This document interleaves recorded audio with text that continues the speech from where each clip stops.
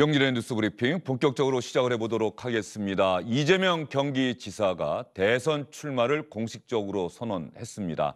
야권에서 대선 주자 여론조사 지지율 1위를 달리고 있는 윤석열 전 검찰총장에 이어서 여권에서 대선 주자 지지율 1위를 달리고 있는 이재명 경기지사까지 대선 출마를 공식적으로 선언하면서 내년 3월 9일에 치러질 대선 레이스가 본격적으로 시작된 모습입니다. 이재명 경기지사 오늘 대선 출마 비대면 영상을 통해서 출마를 선언했는데 그다음에 기자들과 만날 자리가 있었습니다. 이 자리에서 대선 출마를 선언한 오늘 이재명 경기지사는 자신의 사생활, 형수에게 욕설을 했던 문제, 이런 문제들을 포함한 사생활 문제에 대해서 기자들 앞에서 이야기하다가 눈물을 보였습니다. 대선 출마를 선언한 날 이재명 경기지사는 눈물을 흘렸습니다. 한번 볼까요? 네, 있는 사실들을 다 우리가 인정하고 제가 부족한 부분은 또 채우고 또 잘못한 것은 사과드리고 충분히 저는 설명할 수 있다고 생각합니다. 제가 우리 가족에게 폭언을 한 건 사실인데 지금 다시 그 시절로 되돌아가 본다면 안 그러려고 노력하겠지만 어떨지는 솔직히 잘 모르겠어요. 우리 7남매 정말 인생을 바쳐 키우신 어머니이신데 그 어머니가 협박을 받아서 불을 지르겠다는 아시겠지만 저희 형님이 조금 이렇게 정신적으로 건강하지 못하셔서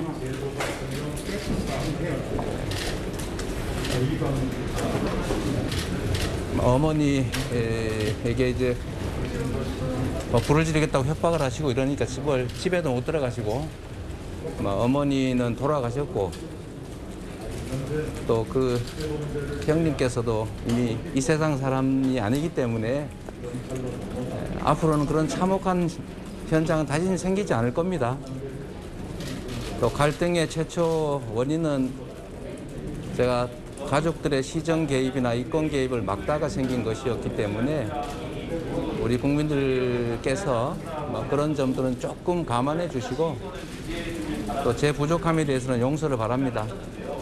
죄송합니다. 네, 죄송합니다 하면서 고개를 숙였습니다. 김연아 전 국회의원, 김병진 전 국회의원, SBS 정화성 논설위원 함께합니다. 세 분 어서 오십시오. 김병진 의원님 어떻습니까? 이재명 경기지사 대선 출마 선언한 날 기자들에게 뭐든지 다 물어보세요. 제가 답변 드리겠습니다. 사생활 문제, 형수에게 욕설을 했던 부분 얘기하다가 결국 울컥하는 모습을 보였어요. 예, 잘 해명하신 것 같아요. 그리고 아마 저 부분은 그 유튜브에 그 음성 링크가 있을 거예요. 그러니까 이제 선거 때 되면 사실은 정치권 내부도 그렇지만 지지자들 스스로가 치열해져서 정말 별 유튜브 링크를 다 돌리고 있는 상황들이거든요. 그래서 저런 진솔한 모습과 진솔한 해명을 해두는 것이 이 국민들의 어떻게 보면 마음에 조금이라도 좀 이 위로와 위무를 할 수 있는 그런 좋은 아마 예방책이 되지 않을까 싶고요. 잘하셨다고 봅니다. 오늘 저렇게 해명했지만은 민주당 대선 후보 예비 경선이나 본경선에서도 저 문제는 계속해서 다른 주자들이 제기하지 않겠습니까? 글쎄, 근데 저거는 국민들의 감정선을 건드리는 문제고 저 정도 상황에 대해서 경기도 지사라든지 또 당내 지사와 관련된 예비 경선에서 몇 차례 문제가 됐고 공직에 이미 당선이 됐기 때문에 대권 후보들 상호 간에 저 문제를 공식적으로 제기하기는 조금 어려웠지 않을까 싶어요. 그렇게 생각하십니까? 네. 김연아 의원님 생각은 어떠세요? 글쎄요, 이제 최근 몇 차례의 그 선거에서 또 서울시 재보궐선거, 부산 재보궐선거 또 이제 저희 국민의힘의 당대표 선거를 보면서 저희가 하나 발견한 새로운 트렌드가 있는 것 같습니다. 짐작이 됩니다. 네. 어떤 말씀이신지. 네거티브가 별로 이렇게 효력을 발휘하지 못한다는 겁니다. 예. 워낙 인터넷이나 이제 저희가 SNS상에서 많은 정보를 접하고 있고 국민들이 이제는 국가 지도자를 또는 어떤 정당의 지도자를 뽑을 때 이 네거티브보다는 그들이 제시하는 미래에 더 이제 관심을 갖고 있는 것 같고요. 그런 측면에서 저도 김경진 의원님하고 좀 결을 같이 하는데 아마 후보들 간에 서로 공격은 조금 과거보다 줄어들 것 같다는 생각이 들고요. 그러나 지지자들끼리의 어떤 네거티브 공약은 저는 계속 이어질 거라고 보고 있습니다. 저는 오늘 이재명 지사의 표정을 보면서 네. 과거에는 추격자의 조금 그런 공격적인 모습이었는데 이제는 좀 1등의 모습, 그래서 조금 더 지키려고 하는 자의 여유로운 모습이 좀 보였다라는 생각이 들고요. 그런 측면이 과거의 도전의 모습보다는 좀 크게 달라진 점이라고 저는 판단이 됐습니다. 예, 그리고 김연아 의원님 말씀하시다가 저 드는 생각이 지난 재보선이라든가 국민의힘 대표 경선 보면서 또 하나 공통점은 예전에 이미 다 한 번씩 거쳤고 누군가 얘기했던 문제라고 하는 것들이 다시 한번 또 제기가 되는 그런 일은 분명히 있었기 때문에 네. 저는 민주당 경선 과정에서도 이재명 경기지사 사생활과 관련된 부분은 나올 거다 이런 예상을 좀 아까 네. 김정진 의원님과는 좀 김정진 의원님도 뭐 아예 안 나온다는 건 아니고 네. 영향이나 파급력이 크지는 않을 것이다 이렇게 말씀하신 것으로 이해를 하겠습니다. 네, 네. 예, 알겠습니다. 자, 그러면 이재명 경기지사가 오늘 출마를 선언했는데 정화석 의원, 윤석열 전 검찰총장은 매연 윤봉길 의사 기념관에서 했단 말이죠. 이재명 지사는 좀 색다르게 한 것 같아요. 네, 유튜브를 통해서 그러니까 SNS로 공개했죠. 비대면으로 한 5, 6분 정도 되나요, 분량이? 그 사이에 이제 뭐 자기가 뭘 하려 하고 어떤 삶을 살아왔고 뭐 어떤 부분에 있어서 지지를 해달라고 호소를 했는데 일단은 차별화 같아요. 뭐 코로나 전국 속에서 굳이 이렇게 뭐 사람들을 모아놓고선 해야 할 필요가 있느냐. 뭐 그리고 뭐 이제는 뭐 이 많이 모이는 걸로써 무슨 세해를 과시한다거나 이제 이런 시대가 좀 지나간 부분. 그리고 SNS를 통해서 뭐 워낙 많은 정보와 많은 말들이 오고 가는 시대이기 때문에 그런 부분에 맞춰서 이 뭐랄까요, 여권 내 주자로서 그 지지율 1위의 그 여유 그런 게 좀 담긴 출마 선언이 아닌가 그렇게 봤습니다. 그러면서 보면은 대선 주자들은 출마 선언 어떻게 할 것인가, 방식과 형식, 장소 이런 거 다 아마 고민할 겁니다. 물론 가장 중요한 것은 출마 선언에 어떤 메시지를 담을 것인가 하는 건데요. 조금 전에 화면에 잠깐 나왔습니다만 이재명 경기지사 마이크 앞에서 자신만, 그리고 배경은 온통 블랙, 검정색입니다. 아무것도 보이지 않습니다. 이재명 지사 목소리 높이는 것 하나 없이 차분하게 자신이 왜 대선에 출마하려고 하는지 그 이유를 설명했습니다. 한번 들어볼까요?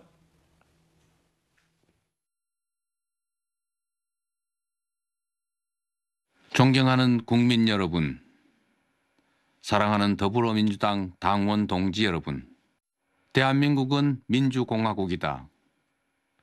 대한민국의 주권은 국민에게 있고 모든 권력은 국민으로부터 나온다. 대한민국 헌법 제1조를 읽으면서 두렵고 엄숙한 마음으로 제20대 대한민국 대통령 선거에 출마를 선언합니다. 우리 기성세대는 비록 현실은 척박해도 도전할 기회가 있었고 내일은 더 나을 것이라 믿어지는 세상을 살았습니다. 그러나 오늘날 대한민국 국민의 삶은 위기를 맞고 있습니다. 취약계층이 되어버린 청년 세대의 절망이 우리를 아프게 합니다. 역사를 돌이켜보면 공정한 나라는 흥했고 불공정한 나라는 망했습니다. 규칙을 지켜도 손해가 없고 억울한 사람도 억울한 지역도 없는 나라.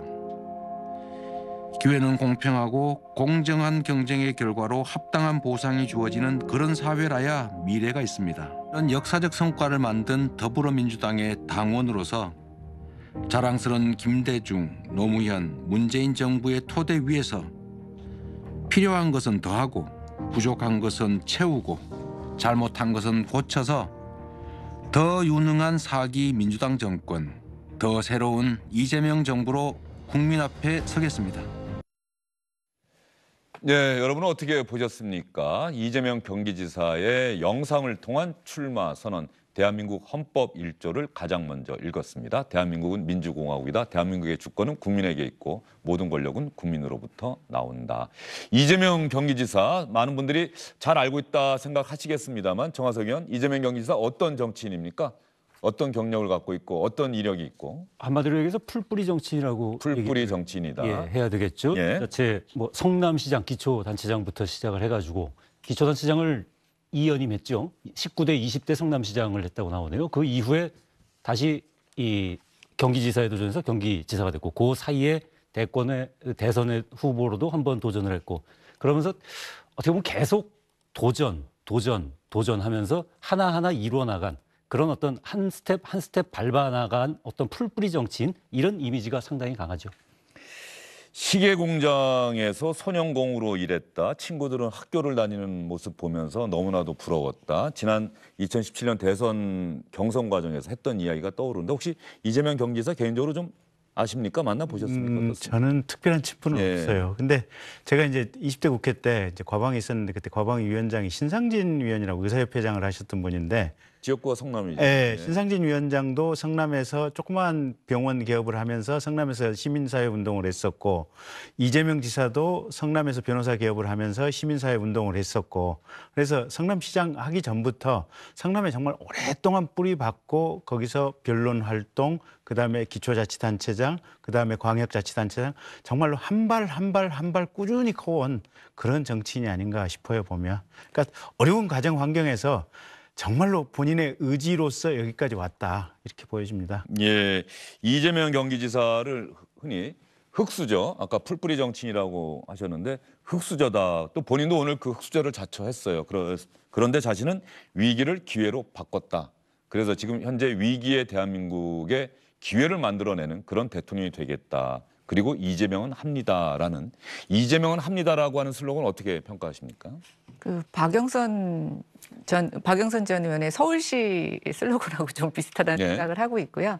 근데 이제 저는 정치인은 그런 것 같습니다. 이게 지금 대선에 도전하시는 분들 각각의 면모를 보면 굉장히 다 훌륭하고 스토리가 있죠. 근데 이제 그분들 중에 어떤 분이 결국 마지막 승자가 되느냐라고 보면 사실은 그 시대에 필요한 사람이 누구이냐가 굉장히 중요한 것 같아요. 저는 이재명 지사가 지금 걸어온 어떤 저분만의 정치, 어떤 여정 같은 것들 굉장히 한국 정치사에 남을 만한 족적이라고 생각이 됩니다. 그런데 중요한 건 지금 대한민국이 필요하려 하는 정치인, 대통령이 어떤 사람이냐라고 보면은 저는 조금 더 그 부분에 있어서는 국민의 평가를 받을 시간이 필요하다고 생각이 되는데요. 저 출마 영상을 제가 보면서 굉장히 정제되어 있다 이런 생각은 했지만 저는 별로 이재명 지사답지는 않다는 생각이 들었습니다. 너무 정제되어 있고요. 약간 이재명 지사는 그런 거친 말투와 도전적인 것들이 자기 어떤 상징이었다라고 보면 글쎄요 지금 지지율이 1위라서 그런지 모르겠지만 너무 정제된 모습 속에서 저는 이미 좀 기득권화되어 있는 모습을 많이 봤다고 생각이 되고요. 한편으로는 지금 뭐 윤석열 전 총장과 비교해서 본인은 SNS로 또 이 비대면으로 한다고는 하지만 그 캠프를 설치한 지역이나 또 지금 이재명 지사 그 캠프에 와 있는 현역 의원들을 보면 그 어떤 후보들보다도 기득권의 아주 단단한 지지를 받고 있는 그래서 저는 정말 기득권화되어 있는 1등 후보다 이런 생각을 해보았습니다. 예, 이재명 지사 측에서는 김연아 의원님 좀 말씀 들으면 좀 동의하지 않을 것 같다는 생각이 좀 드네요. 이재명에게 기득권이다. 이거는 좀 어울리지 않겠다. 뭐 이렇게 아마 또 반박을 할 것 같은데. 오늘은 좀 좋은 말씀 해주시지.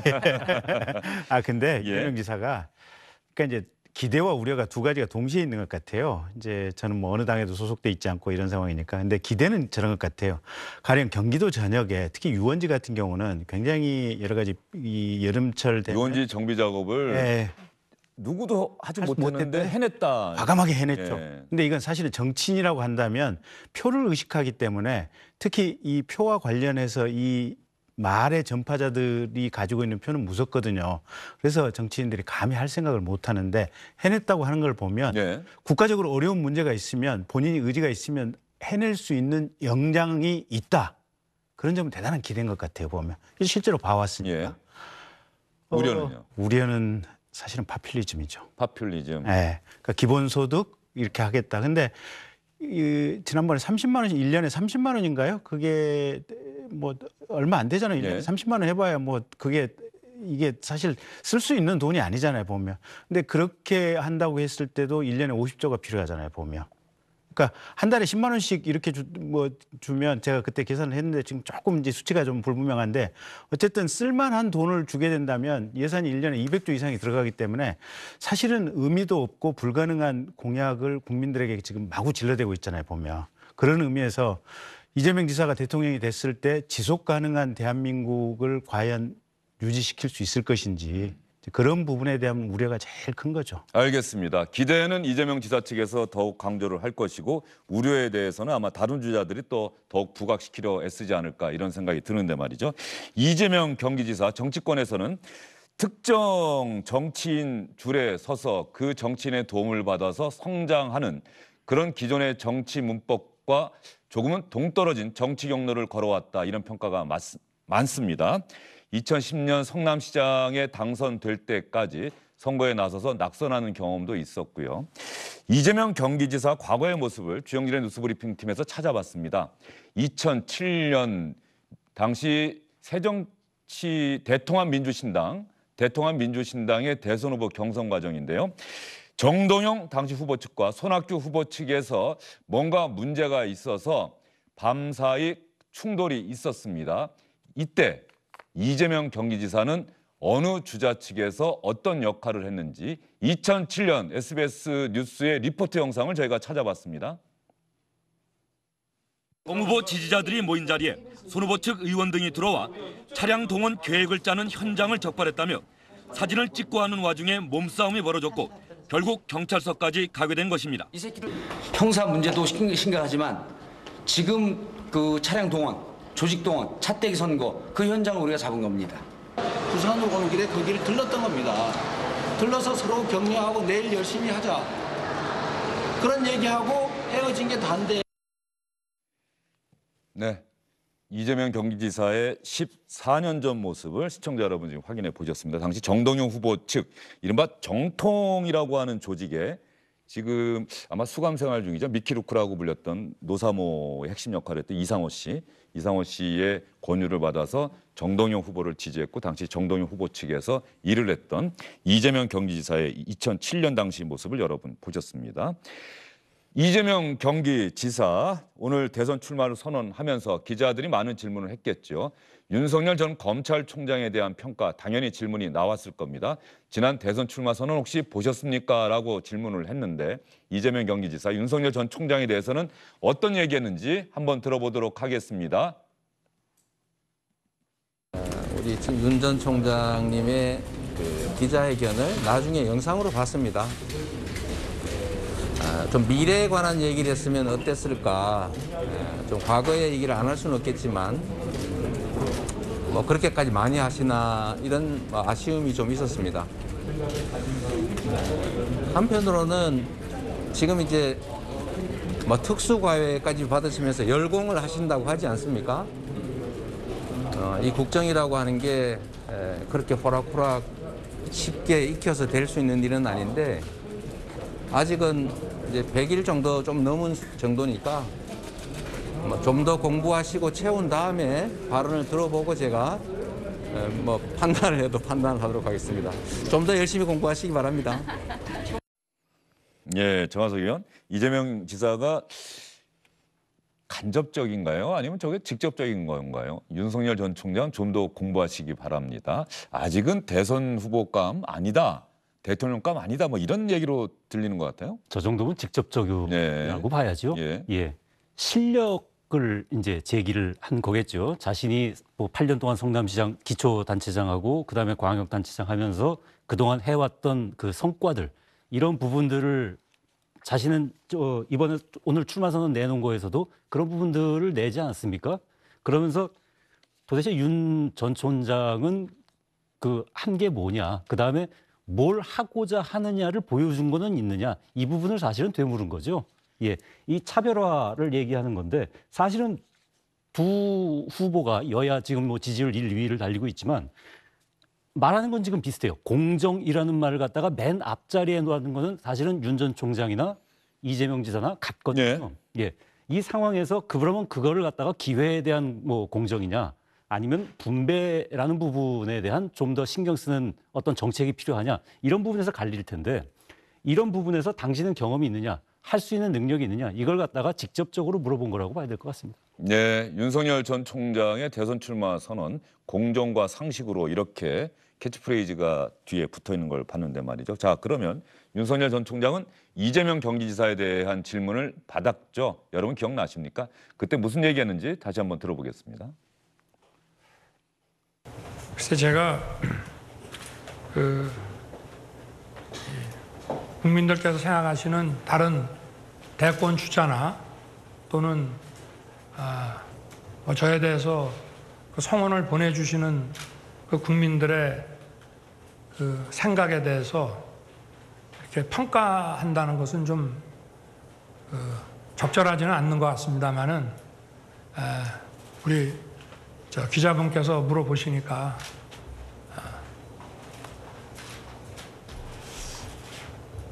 글쎄 뭐 여러 가지 정책이 있고만 하지만 저는 이재명 지사님하고는 과거에 제가 한 24년 전에 그 성남지청에 근무할 때 법정에서 자주 뵀습니다.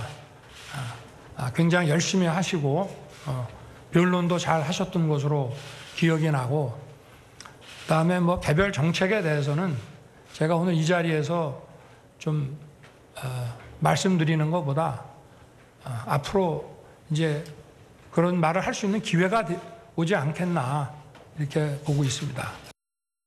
네. 앞으로 이재명 경기지사, 윤석열 전 총장 가는 곳마다 상대에 대한 평가, 상대가 오늘 이런 얘기했는데 어떻게 생각하십니까? 이런 질문 참 많이 받을 것 같다, 그런 생각이 듭니다. 안녕하십니까, 주영진입니다. 더 많은 뉴스와 라이브 이벤트를 보고 싶으시다면 화면 오른쪽을 눌러서 구독해 주시기 바랍니다. 저희 SBS 앱을 다운로드 받으시면 뉴스 속보 알림도 받아보실 수 있습니다. 텔레비전으로도 SBS 뉴스, 유튜브로도 SBS 뉴스 잊지 마시기 바랍니다.